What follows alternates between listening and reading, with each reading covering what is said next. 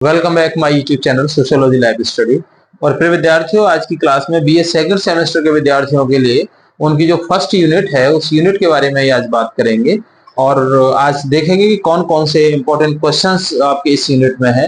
और जैसा कि मैंने पिछली क्लास में भी आपको बताया था कि संभावना है कि आपका ये वाला एग्जाम मल्टीपल चॉइस क्वेश्चन यानी एमसीक्यू बेस्ड हो सकता है। तो अगर ऐसा होता है तो हमें पढ़ना थियोरेटिकली ही पड़ेगा, हम उसकी एक डेस्क्रिप्टिव मोड में ही तैयारी करेंगे, तभी हम उसको आसानी से समझ पाते हैं। तो जो फर्स्ट यूनिट है कि the structure and composition of Indian society, village, town and cities, अर्थात जो उसकी संरचना है, जो उसकी बनावट है, वो बनावट क्या है, कैसी भारतीय समाज की बनावट है, कैसी उसकी संरचना है, इसी के बारे में आज बात करने वाले हैं हम। क्योंकि उसमें मुख्य रूप से आते हैं गांव, कस्बा और नगर। तो वन बाई वन इसको समझेंगे संक्षेप में कि कैसे है और क्या क्या है इसमें जो उसका स्ट्रक्चर है। तो पहले हम इसको समझते हैं। मैंने यहाँ पर इनको एक फार्मूले की तरह समझाने की कोशिश की है जिससे कि आपको याद करने में आसानी हो, आसानी से आप इसको याद कर पाए। जैसे पहले यहाँ पे लिखा हुआ है कि डाइवर्सिटी प्लस इंटीग्रेशन, यानी विविधता प्लस एकता। क्या है ये? यूनिटी इन इंडियन सोसाइटी, भारतीय समाज में एकता है और यही भारतीय समाज की प्रमुख विशेषता भी है। यही भारतीय समाज भी है। क्या? विविधताओं में एकता भारतीय समाज की एक प्रमुख विशेषता कही जाती है। तो हम उसको कैसे समझे डाइवर्सिटी प्लस इंटीग्रेशन, यानी विविधता प्लस एकता equal to unity in Indian society, भारतीय समाज में एकता और यह है भारतीय समाज सोसाइटी। अब हम बात करते हैं विलेज की। गांव क्या है? तो गांव के बारे में हम तीन टॉपिक और बात करते हैं। इकोनॉमी बेस्ड ऑन एग्रीकल्चर, अर्थात जो उसकी अर्थव्यवस्था है वो किस पर आधारित है? कृषि पर आधारित होती है। ट्रेडिशनल लाइफ स्टाइल, जो जीवन शैली है परंपरागत होती है। प्लस स्ट्रॉन्ग सोशल रिलेशंस, मजबूत सामाजिक संबंध होते हैं। तो इसको हम कहते हैं गांव या ग्रामीण समुदाय। तो हर चीज को देखने का अपना एक नजरिया होता है। जैसे हम समाजशास्त्रीय पर्सपेक्टिव से उन चीजों को देखते हैं, गांव को देखते हैं, तो उसमें तीन बातें आती हैं। Economy based on agriculture plus traditional life style plus strong social relations, है ना, we can say that village. तो इसमें आप ऐसा समझ सकते हैं कि जो क्वेश्चंस आते हैं वो मल्टीपल चॉइस में वो आपके इस तरह से आते हैं कि इकोनॉमिक बेस्ड एग्रीकल्चर, यानी कि कृषि पर आधारित अर्थव्यवस्था निम्न में से किसकी पाई जाती है? गांव, नगर, कस्बा या इनमें से कोई नहीं। तो इस तरह से आपके वहां पे क्वेश्चंस इसमें आते हैं। फिर हम बात करते हैं सेकंड नंबर पर, दूसरा नंबर हो गया, तीसरे नंबर पर हम बात करते हैं कस्बा की कि कस्बा क्या होता है, जिसको हम टाउन कहते हैं। तो विलेज, गांव प्लस अर्बन फ्यूचर्स, कुछ शहर की विशेषताएं, शहर की फ्यूचर्स क्या है वो, उसे हम टाउन कहते हैं, टाउन या कस्बा।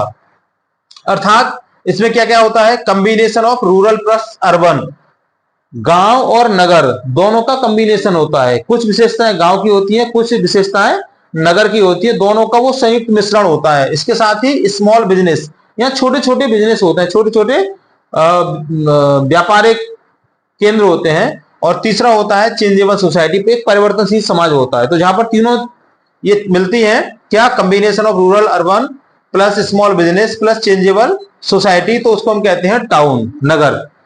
अब इसके बाद हम बात करते हैं सिटी की, नगर।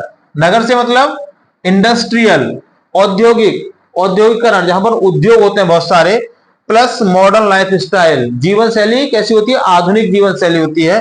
इसके साथ ही इंडिविजुअलिज्म, इंडिविजुअलिज्म का मतलब होता है व्यक्तिवादिता।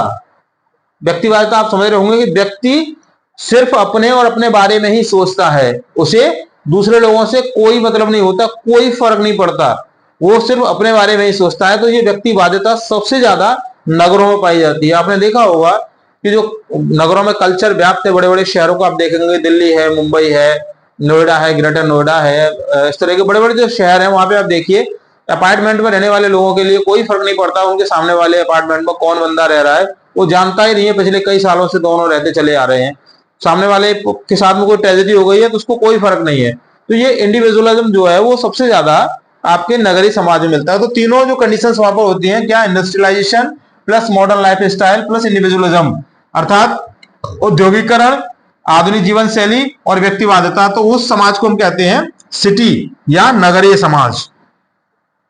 इसके बाद में हम पांचवें नंबर पे बात करते हैं, यहाँ पे वो है rural urban linkage. Rural urban linkage क्या है? रूरल अर्बन लिंकेज को आप इस फार्मूले के तहत समझ सकते हैं कि गांव, फिर उसके बाद आता है टाउन मीन्स कस्बा, मतलब गांव जो है वो कस्बा पर निर्भर है और कस्बा गांव के ऊपर निर्भर है। फिर सिटी, देख जो एरो का निशान देख रहे हैं आप, एरो का निशान दोनों तरफ के लिए जा रहा है, इधर भी, मतलब इसका मतलब ये होता है कि टाउन विलेज पर निर्भर है और विलेज टाउन पर, यानी गांव कस्बा पर निर्भर है और कस्बा गांव पर निर्भर है। इसी तरीके से टाउन सिटी पर निर्भर है और सिटी टाउन पर निर्भर है, दोनों तरफ एरो निशान जा रहा है। और ये क्या है, ये आपस में इंडिपेंडेंस भी होते हैं।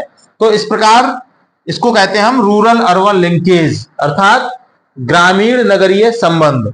अब इसमें आगे बात करते हैं, इसमें वो है जो तीनों को अलग अलग कैटेगरी वाइज मैंने यहाँ पर एक टेबल के थ्रू यहाँ पे समझाने की कोशिश की है। तो एस्पेक्ट में हम 3 एस्पेक्ट की बात करते हैं, क्या, इकोनॉमी, लाइफ और रिलेशंस। तो यहाँ पे देखिए जो गांव है, गांव की जो इकोनॉमी है वो कौन सी होती है, एग्रीकल्चर बेस्ड, पूरी तरीके से कृषि पर आधारित होती है।